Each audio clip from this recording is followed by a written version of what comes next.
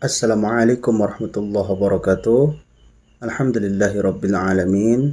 Wabihi nasta'inu ala umurid dunya waddin wa ala alihi wa sahbihi ajmain amma ba'du. Sahabat beriman yang dirahmati Allah subhanahu wa ta'ala, Alhamdulillah kita bisa bertemu lagi pada channel ini. Dan pada kesempatan kali ini, marilah kita menyimak kajian tausiah yang sangat luar biasa yang akan disampaikan oleh guru kita, Ustaz Abdul Somad. Semoga nanti apa yang beliau sampaikan bisa kita amalkan dalam kehidupan kita sehari-hari. Penasaran seperti apa isi daripada kajian beliau? Mari kita simak bersama. Selamat mendengarkan. Mengapa Israel ini ingin betul mengambil Palestina ini? Apa yang ada di Palestina? Apakah di Palestina itu ada emas? Apakah di Palestina itu ada perak? Mengapa mereka bersemangat betul ingin mengambil Palestina ini? Pada tahun 2007, Al-Faqir Abdul Somad, saya menterjemah satu buku berbahasa Arab, judulnya Tarikh Ad-Diyanah Al-Yahudiyah, ditulis oleh seorang ulama daripada Al-Iskandariyah, Mesir. Di situ dia bagi satu jawaban. Kenapa orang Israel itu amat sangat menginginkan Palestina? Rupanya ada seorang bernama Israel. Israel maknanya dua. Isra abdun. El bahasa Hebrew language, bahasa Ibrani. El artinya Tuhan. Israel artinya hamba Tuhan. Tapi mereka punya makna yang kedua. Israel artinya al-musari' lillah. Al-musari' lillah, orang yang bergulat, orang yang mengalahkan Tuhan. Rupanya Tuhan pernah kalah. Dan ketika Tuhan kalah, lalu Tuhan memberikan hadiah satu petak tanah. Dan tanah itu adalah tanah Palestina menurut mereka. Jadi mereka meyakini bahwa ketika Tuhan dikalahkan oleh Israel, maka hadiahnya adalah bumi Palestina. Itulah kenapa mereka amat sangat ingin mengambil tanah itu.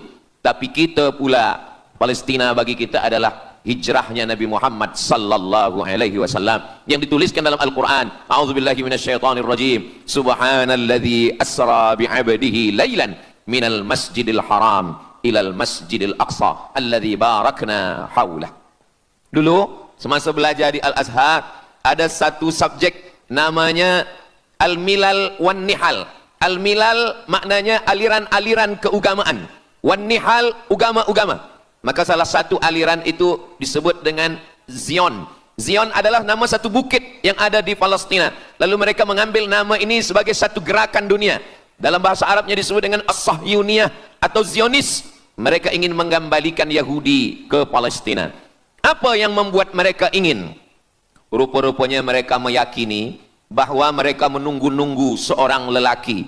Lelaki itu bernama Mesiah. Dalam bahasa mereka sebut dengan Mesiah. Dalam bahasa Arabnya adalah Al-Masih. Al-Masih diambil dari kata masaha. Masaha artinya disapu. Kita dalam wudhu ada menyapu. Idza qumtum ila shalah, kalau kamu ingin sembahyang, faghsilu wujuhakum, muka dibasuh. Wa aydiyakum ilal marafiq, tangan pun dibasuh hingga ke siku. Tapi kepala dengan telinga tidak dibasuh. Kepala dengan telinga disapu. Wamsahu biru'usikum, disapu. Jadi kenapa dia dikatakan Al-Masih? Kerana dua. Pertama, waktu lahirnya badannya disapu dengan minyak.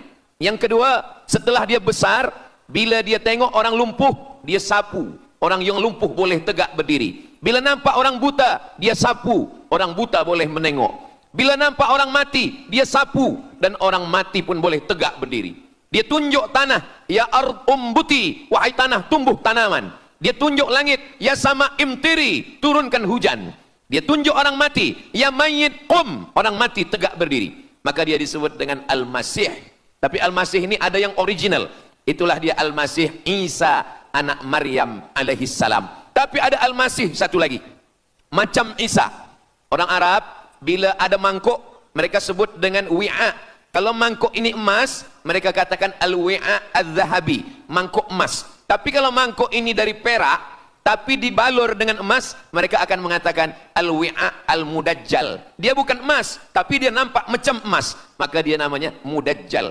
Begitu juga dengan Al-Masih ini. Al-Masih yang betul-betul Al-Masih, dia adalah Al-Masih Isa anak Maryam. tapi ada yang macam Al-Masih, bentuknya macam Al-Masih, macam mukjizat Al-Masih, tapi dia bukan Al-Masih. Itulah dia Al-Masih Ad-Dajjal. Sebenarnya mereka sedang menunggu Al-Masih Ad-Dajjal. Kita pula sebelum salam kita minta perlindungan kepada Allah dari Al-Masih Ad-Dajjal. Allahumma inni a'udzubika min adzabi jahannam wa min adzabil qabri wa min fitnatil mahya wal mamat wa min syarri fitnatil masihid Dajjal. Kita minta tolong pada Allah supaya jauh daripada Dajjal. Mereka menunggu-nunggu Dajjal. Kenapa mereka ingin menunggu Dajjal? Sebab menurut mereka bila Al-Masih Dajjal ini datang, maka nanti kambing akan berdamai dengan serigala. Semua akan hidup tenang dan mereka akan menjadi penguasa dunia. Selain daripada Yahudi Israel adalah ghaim. Ghaim adalah keledai tunggangan.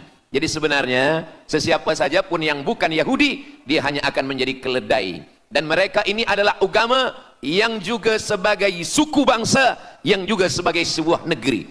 Kita Islam, agama kita, tapi bangsa kita Melayu. Dan kita tinggal duduk, ada Melayu di Sumatera, ada Melayu di Semenanjung, ada Melayu di Kalimantan, Borneo. Melayu tersebar di beberapa negara. Tapi Yahudi tiga. Yahudi sebagai agama, Yahudi sebagai bangsa, Yahudi sebagai negeri. Mereka ingin mewujudkan ketiga-tiga ini menjadi satu. Kami bangsa Yahudi, kami agama Yahudi, dan kami punya negeri Yahudi. Itulah keinginan mereka. Maka mereka sedang menantikan raja mereka. Raja mereka adalah Al-Masih Ad-Dajjal. Dan Al-Masih Ad-Dajjal ini akan turun kalau syarat-syarat ini mereka penuhi. Kata Syekh Fargallah dalam subjek Al-Milal wan Nihal. Maka yang pertama diminta oleh Al-Masih Ad-Dajjal ini adalah semua Yahudi kembali kepada bumi Israel. Mereka mengatakan itu bumi punya dia dan semua akan kembali. Rupa-rupanya mereka tiada punya negeri. Sama macam nasib orang Kurdi. Kurdi ada di Turki, Kurdi ada di Irak, Kurdi ada di beberapa belahan bumi. Syekh Amin Al-Kurdi, mursyid tarekat Naqsabandiyah di Mesir, orang Kurdi, tapi duduk di Mesir. Syekh Muhammad Said Ramadan Al-Buti, orang Kurdi, tapi duduk di Suriah. Salahuddin Al-Ayyubi, orang Kurdi, tapi dia raja di Mesir. Mereka pun di seluruh dunia ada, tapi mereka tak ada punya negeri. Maka mereka ingin mengambil Palestina, mereka ingin kembali ke negeri yang menurut mereka inilah adalah hadiah daripada Tuhan, kerana Tuhan kalah bertembung, bertarung dengan nenek moyang mereka bernama Israel menurut hikayat mereka. Yang ini semuanya adalah asatirul awalin, hanya dongeng-dongeng nenek moyang mereka zaman silam. Lalu kemudian datanglah Theodor Herzl menghadap kepada Sultan Abdul Hamid, Sultan Turki. Mereka ingin membayar dengan ratusan keping emas. Apa kata Sultan Abdul Hamid? Dulu Palestina itu diambil dengan darah dan nyawa, maka saya tidak akan memberikannya dengan emas. Lalu kemudian apa yang terjadi? Mereka menghalau Sultan Abdul Hamid dengan seorang lelaki bernama Mustafa Kemal Ataturk. Lalu kemudian hilanglah khilafah Islamiyah. Ketika khilafah Islamiyah tahun 1924 ini jatuh, hilang, tumbang, maka ketika itu umat Islam tidak lagi ada pelindung. Dan ketika itulah mereka mengambil Palestina. Mereka merebut, mereka mengambil, seperti yang dikatakan Sayyidina Muhammad sallallahu alaihi wasallam, kamu akan diperebutkan seperti makanan yang ada di atas meja makan. Satu mengambil kakinya, satu merebut kepalanya, satu mengambil dadanya, dan tercabik-cabik, dicakar, dimakan, dipotong. Tak ada satu pun yang peduli. Alhamdulillah, kita malam ini masih peduli. Kita sedang mengajarkan kepada belia-belia, kita sedang mengajarkan kepada pemuda-pemuda Islam. Mudah-mudahan sampai anak cucu kita sampai hari kiamat masih lagi peduli kepada Palestina, insya-Allah. Allahu Akbar.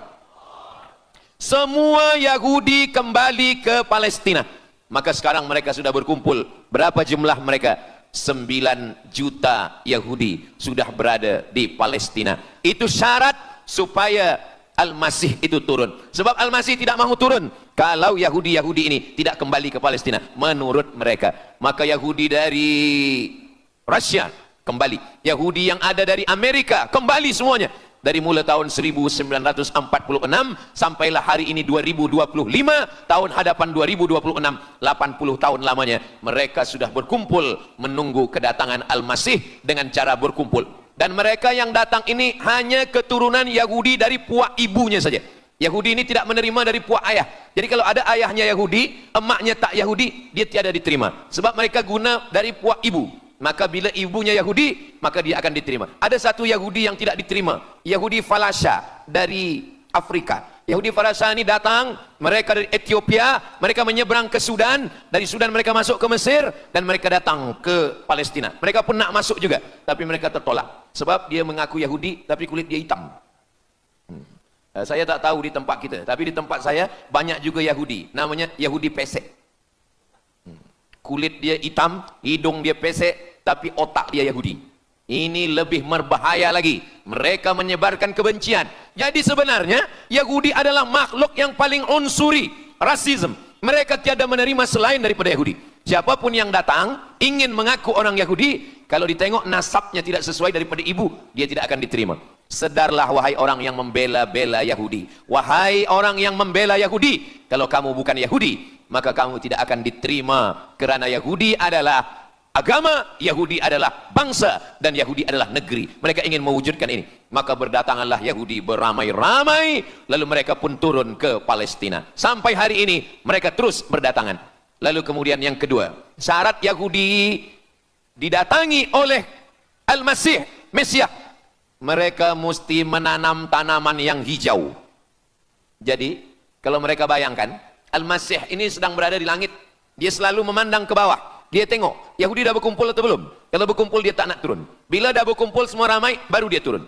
Dah berkumpul 5 juta, dia belum juga turun. Dah berkumpul 9 juta, dia belum juga turun. Rupanya yang kedua, dia ingin supaya tanah Palestina itu hijau.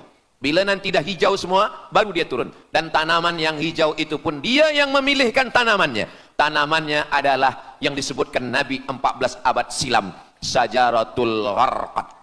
Nanti semua akan membela umat Islam. Sampai-sampai batu berkata, apa kata batu? Ya abdallah, wahai hamba Allah, hadza Yahudi khalfi, ini di belakang saya ada Yahudi, faktulhu, bunuhlah dia. Kata Nabi, jangankan manusia, batu pun membela umat Islam. Batu akan berkata, ya abdallah, wahai hamba Allah, hadza Yahudi, ini di belakang saya ada Yahudi, faktulhu, bunuh dia. Tapi ada satu yang membela mereka. Siapa dia? Syajaratul Gharqad, pokok kayu Gharqad. Allah menunjukkan sampai hari ini mereka menanam pokok Gharqad ini. Saya belajar ke Mesir tahun 1998. Musim panas tahun 1999, saya pergi ke satu kawasan bernama Aris. Selepas itu pergi ke sebuah kota, kota ini bernama Rafah. Rafah ini dibagi dua, setengah diambil oleh Yahudi, setengah lagi diambil oleh Mesir. Dari sempadan ini kita boleh menengok hijau. Lalu saya pun bertanya kepada ulama yang mendampingi kami, Tuan Syekh, itu pokok apa yang hijau? Kata Syekh, itulah pokok yang disebutkan Nabi Muhammad sallallahu alaihi wasallam. Pokok itu bernama Syajaratul Gharqad, dan mereka memang menanam pokok itu sekarang. Supaya apa? Supaya Al-Masih menengok dari atas, bila dia tengok dah hijau, dia pun akan turun menurut keyakinan Yahudi. Yahudi sudah berkumpul 9 juta orang. Pokok Gharqad sudah ditanam, sudah. Ada lagi, apa dia? Mesti menghancurkan Babilonia. Babilonia adalah raja yang dulu menghancurkan kerajaan Yahudi. Nama rajanya Nebukadnezar. Nebukadnezar dari Babilonia menghancurkan kerajaan Yahudi. Maka Yahudi ini pendendam. Orang yang paling dendam di atas dunia ini adalah Yahudi. Nebukadnezar sudah lama musnah, tapi dendam mereka kepada Irak sampai hari ini. Babilonia itu adalah Irak. Maka siapapun yang menjadi penguasa, pasti mereka akan perintahkan untuk menghantam Irak. Dari mula George Bush sampailah sekarang, Irak selalu dihantam. Dituduh bahwa Irak ada punya senjata membunuh manusia. Mereka katakan bahawa Saddam Hussein ini ada memiliki senjata yang boleh menghancurkan peradaban manusia. Akhirnya mereka membunuh Saddam Hussein. Apa yang terjadi? Sampai hari ini Saddam Hussein tiada memiliki apapun untuk menghancurkan umat manusia. Jadi sebenarnya adalah ini agenda daripada Yahudi.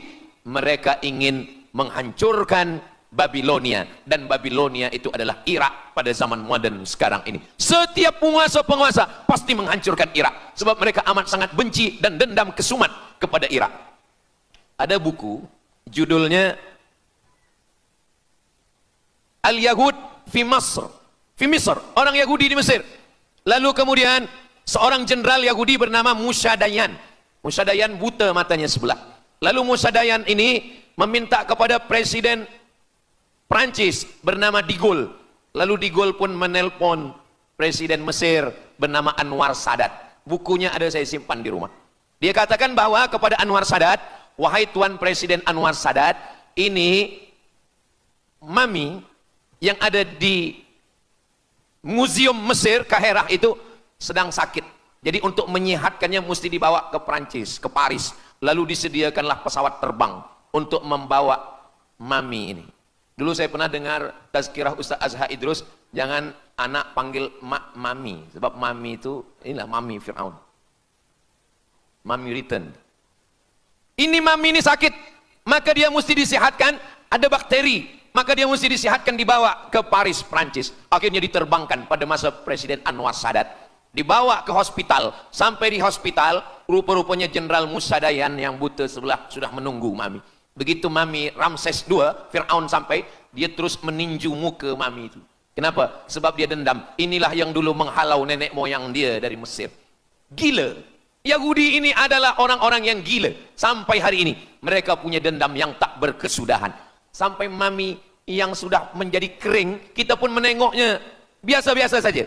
Tapi Musa Dayan melampiaskan dendam kesumat dia sampai pada masa Presiden Anwar Sadat, yang akhirnya Anwar Sadat pun mati terbunuh ditembak oleh Khalid Islambuli. Begitulah Allah Subhanahu wa taala menceritakan saksi sejarah supaya umat Islam faham bagaimana pikiran, bagaimana sakit jiwanya orang-orang Yahudi. Mereka sudah berkumpul di Palestina 9 juta. Tanam-tanaman hijau sudah ditanam. Irak sudah dihantam, hancur lebur Irak. Apa lagi yang mereka lakukan? Tanah-tanah Palestina mesti merah. Tanah Palestina tidak boleh hitam. Tanah Palestina mesti merah. Apa yang membuat tanah Palestina merah? Merah kerana darah budak-budak, anak-anak yang tak berdosa dari Palestina. Jadi kalau ada orang yang hari ini terheran-heran, mengapa mereka membunuh budak kecil? Mengapa mereka menjatuhkan bom untuk menghancurkan rumah, membunuh perempuan yang hamil tiada berdosa?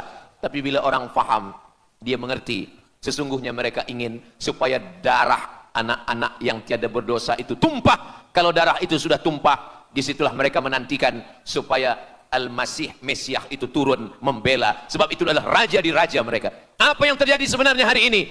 Yang terjadi sebenarnya adalah mereka membangun, membina sebuah kerajaan dari khayal, dari fikiran gila. Maka ada seorang yang tidak percaya kepada Allah, dia atheist, dia tak percaya kepada Tuhan, namanya Roger Jaroudi. Tapi akhirnya dia dapat hidayah, dia masuk Islam. Selepas masuk Islam, dia tulis buku bahwa Israel Yahudi mendirikan negara berdasarkan mitologi, berdasarkan khurafat, berdasarkan kisah-kisah bohong, dusta. Tapi mereka percaya dengan dusta itu. Lalu kemudian Roger Jaroudi ditangkap oleh pemerintah Prancis, dimasukkan ke dalam penjara. Bukunya diterjemahkan ke dalam bahasa Arab, diterjemahkan ke dalam bahasa Melayu. Roger Jaroudi, bagaimana orang Yahudi Israel membina kerajaan negara berdasarkan khayal, berdasarkan tipu, berdasarkan dusta, berdasarkan mitologi, berdasarkan asatirul awalin, dongeng-dongeng daripada nenek moyang mereka dulu. Lalu kemudian hari ini kita sudah menengok darah itu sudah tumpah merata-rata di tanah Palestina. Kenapa Al-Masih, Mesiah belum juga turun? Kenapa belum datang juga Mesiah yang mereka tunggu itu? Rupanya ada syarat lagi yang belum. Apa dia? Mereka mesti membina satu yang disebut dengan Haikal Sulaiman, Temple of King Solomon. Mereka meyakini bahwa raja mereka adalah Solomon, dan dia ada sebuah kuil yang mereka sebut, mereka tulis bukunya, Temple of King Solomon. Di mana letaknya? Letaknya adalah di atas Al-Masjidil Aqsa. Mereka ingin menghancurkan Al-Masjidil Aqsa, diratakan dengan tanah. Nanti mereka akan bina Temple of King Solomon. Selepas itu mereka siapkan satu kerusi singgasana. Selepas itu nanti barulah turun Al-Masih, Mesiah yang dijanjikan menurut mereka. Yang semuanya ini adalah dusta, bohong, tipu daripada Zionis, kerana mereka ingin menguasai dan mereka ingin membuat sebuah negara yang sangat besar, yang negara itu disebut dengan The Great Israelian, Israel Raya. Dia dari dua sungai. Biasanya orang membuat map itu rahasia. Map biasanya rahasia yang disimpan, tapi orang Yahudi Israel mereka buatkan mapnya di dalam bendera mereka. Kita membuat sesuatu yang rahasia kita simpan, tapi mereka membuat satu garis biru di atas, satu lagi garis biru di bawah. Yang di atas itu adalah sungai Nil di atas, dan yang di bawah itu adalah sungai Efrat. Sungai Nil di atas, Afrika Utara, Mesir. Sungai Efrat di bawah, sungai Efrat ada di Irak. Lalu di tengah itu ada bintang segi 6. Apa maknanya? Mereka ingin membina sebuah kerajaan yang luasnya dari Nil hingga ke Efrat. Itulah kenapa ketika mereka membuka embasi di Kairo. Subhanallah, itulah tadi penyampaian kajian tausiah yang sangat luar biasa yang disampaikan oleh guru kita Ustaz Abdul Somad. Sahabat beriman yang dirahmati Allah Subhanahu wa taala, jangan beranjak dulu karena kajian beliau belum selesai dan masih banyak hal-hal menarik yang akan disampaikan oleh beliau. Selamat mendengarkan. Ketika Israel membina embasi di Kairo, ini sungai Nil, ini bagian atas, ini bagian bawah. Kerajaan Mesir membagi embasi Israel tanah di bawah sungai Nil. Mereka tidak mau. Mereka ingin membina embasi di atas sungai Nil. Kenapa mereka tidak mau membina embasi di bawah sungai Nil? Karena menurut mereka di bawah sungai Nil adalah negeri kami. Orang membina embasi hanya di luar daripada kerajaannya. Jadi sebenarnya menurut pengakuan mereka, Mesir yang ada sekarang, semua yang ada di bawah Nil hingga ke Efrat Irak, itu adalah kerajaan mereka, yang kalau mereka mewujudkan itu nanti, mereka akan menjadikan semua manusia ini sebagai keledai tunggangan. Alhamdulillah, itu disampaikan oleh Syekh Fargallah. Lalu kemudian kami membacanya, mempelajarinya, beliau bacakan di kelas, dan hari ini saya amat sangat bersenang hati. Tapi kita tetap susah hati dengan Palestina. Saya merasa senang hati sebab saya boleh menyampaikannya kepada para belia pemuda muslimin muslimat yang hadir malam ini. Macam mana suara saya, jelas tak jelas? Jelas. Yang saya sampaikan ini boleh faham? Alhamdulillah. Yang tak faham nanti faham sendiri insyaallah. Begitulah Allah Subhanahu wa taala. Saya dulu pernah berjumpa dengan Syekh Muhammad Jibril. Lalu kemudian saya tanya Syekh Muhammad Jibril, "Syekh, kenapa Allah membinasakan kaum Ad, kaum Samud, kaum Madian? Wa ila Samud akhahum Salihah, wa ila Madian akhahum Syuaiba, wa ila Adin akhahum Huda." Madian, Samud, Ad, semuanya musnah. Iram dzatil imad, Iram hilang semuanya. Tapi kenapa Yahudi ini masih ada sekarang? Kenapa Allah tak musnahkan? Kata Syekh Muhammad Jibril, Allah Maha Kuasa untuk memusnahkan Yahudi, Israel. Senang saja bagi Allah. Innama amruhu idza arada syai'an ayyakula lahu kun fayakun. Yahudi Israel mati semua rata dengan tanah. Satu jeritan malaikat mati mereka semua. Allah goncangkan bumi, habis mereka ditelan bumi. Ya bunayya, wahai anakku, kalaulah Israel Yahudi ini mati, lalu kamu masuk surga dengan apa, kata dia. Sebenarnya Allah masih menyisakan Yahudi ini supaya kita berjuang. Sekarang ada umat Islam yang amat sangat lemah. Dia bukannya ikut berjuang, tapi melemahkan perjuangan orang. Bila ada umat Islam yang berkumpul beramai-ramai, solidariti tentang Palestina, dia berkata, katanya Allah Maha Kuasa, kenapa Allah tak binasakan? Dulu, arsalna alaihim tayran ababil, datang burung ababil, tarmihim bi'ijaratin min sijil. Mana ababil sekarang? Kenapa Allah tak kirimkan ababil? Saya pun pernah tanyakan ini kepada masyayikh, Syekh, kenapa Allah tak kirimkan ababil? Dulu ketika Abdul Muttalib memegang kunci Ka'bah, masa itu tak ada orang beriman. Abdul Muttalib bersendirian, lalu kemudian dia datang ke Ka'bah, dia letakkan kunci itu. Ya Allah, inna li hadzal baiti rabban yahmih. Saya sendiri seorang saja, saya tak sanggup untuk menolong Ka'bah. Inna li hadzal baiti rabban yahmih. Ka'bah ini ada pemiliknya, Ka'bah ini ada pelindungnya, Allah akan melindungi. Itulah mengapa Allah mengirimkan alam tara kaifa fa'ala rabbuka bi ashabil fil alam yaj'al kaidahum fi tadlil. Kenapa Allah kirimkan tayran ababil?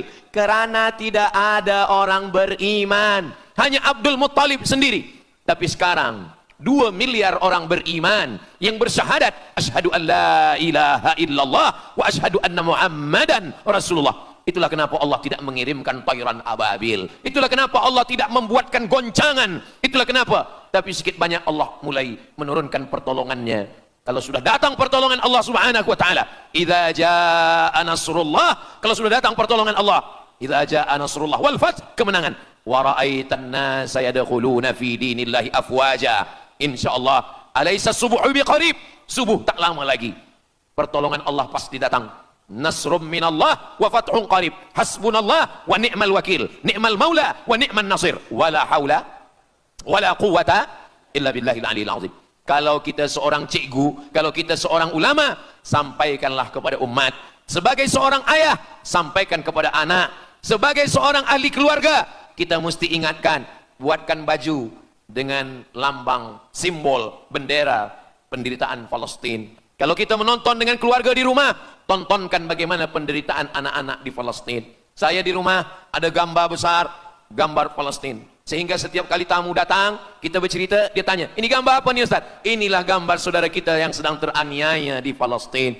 Malam ini kita guna sorban, kita pakai sorban yang mengingatkan kita kepada Palestina. Apapun yang kita lakukan, jangan lupa menyampaikan khutbah Jumat, kunut nazilah, Allahumma ansuril Islam wal muslimina fi Palestina. Silahul mu'min, ad-du'a silahul mu'min. Kalau kita tiada senjata lagi, maka sesungguhnya doa. Man lam yahtam bi amril muslimin, siapa yang tak peduli kepada penderitaan saudaranya di Palestina, falaisa minhum, dia tidak diakui sebagai umat Nabi Muhammad sallallahu alaihi wasallam. Orang beriman bukan setakat sembahyang subuh, zuhur, asar, maghrib, isya. Orang beriman bukan setakat ditengok berapa kali dia ke Baitullah haji dan umrah, tapi orang beriman bagaimana perasaan dia kepada saudaranya. Maka kata Nabi SAW, la yu'minu ahadukum, kamu tidak beriman, kalaupun kamu beriman, belum sempurna, hatta yuhibba li akhi, sampai engkau sayang kepada saudaramu. Ma yuhibbu li nafsih, sayang kepada saudara seperti sayang pada diri sendiri. Kalau anak saudara kita di Palestina teraniaya, kita lebih teraniaya. Kalau pipi kita dicubit sakit, begitu juga dengan saudara kita di Palestina. Kita memang hidup pada zaman yang susah, yang payah. Beruntunglah datuk nenek moyang kita 100 tahun yang lampau, mereka selamat dari fitnah ini. Tapi kita pun tak boleh mengutuk nasib. Mengapa saya hidup sekarang? Kenapa kami hidup tahun 1447 ini ya Allah? Tentu ada hikmahnya. Allah hidupkan kita hari ini. Kenapa saya tak hidup zaman Nabi? Kalau ada pemuda belia sekarang datang kepada Ustaz Abdul Somad, Ustaz Somad, kenapa saya tak hidup zaman Nabi? Kalau saya hidup zaman Nabi mungkin saya baik. Kamu yang komplain kepada Allah, kalau kamu hidup zaman Nabi mungkin tidak ikut Nabi, ikut Abu Lahab, ikut Abu Jahal. Kita dihidupkan Allah hari ini, kita masih bersama dengan guru kita, Al-Fadhil Ustaz Azhar Idrus. Kita masih bersama dengan orang-orang baik, orang mulia. Alaikum bil jamaah.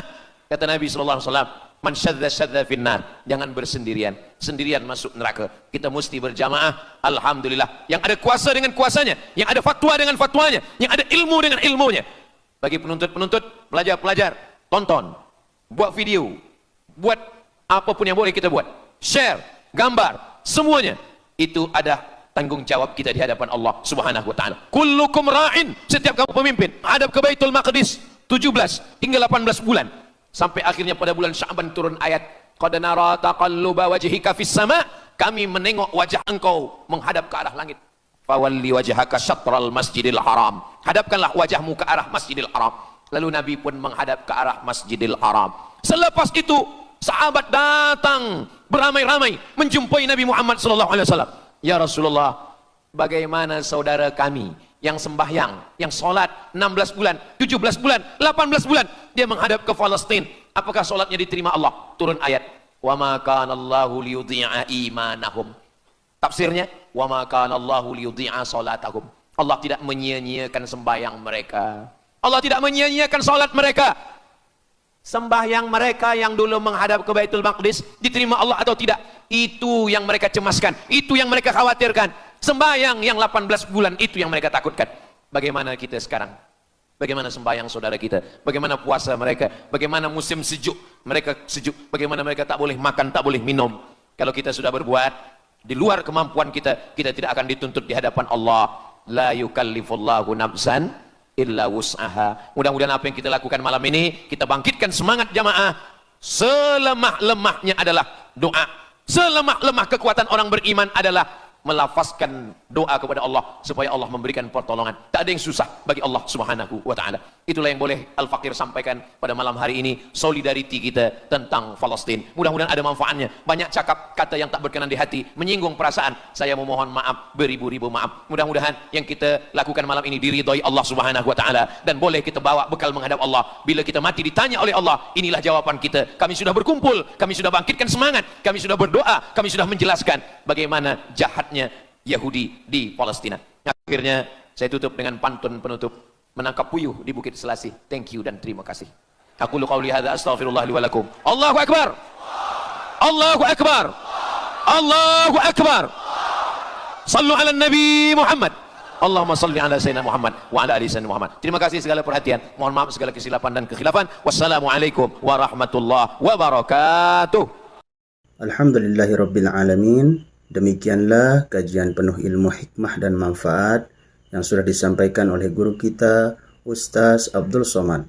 Semoga apa yang beliau sampaikan menjadi ilmu yang bermanfaat untuk kita semua dan bisa kita amalkan dalam kehidupan kita sehari-hari.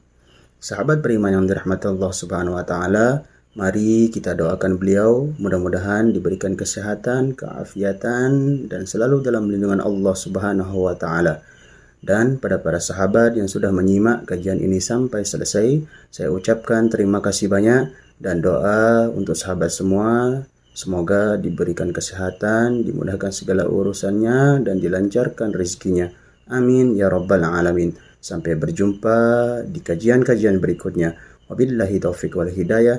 Assalamualaikum warahmatullahi wabarakatuh.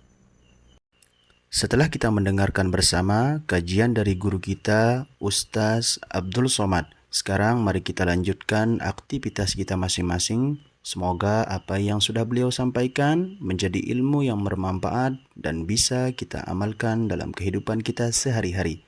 Selamat beraktivitas kembali buat sahabat semuanya dan sukses selalu. Sampai berjumpa di kajian-kajian berikutnya. Wassalamualaikum warahmatullahi wabarakatuh.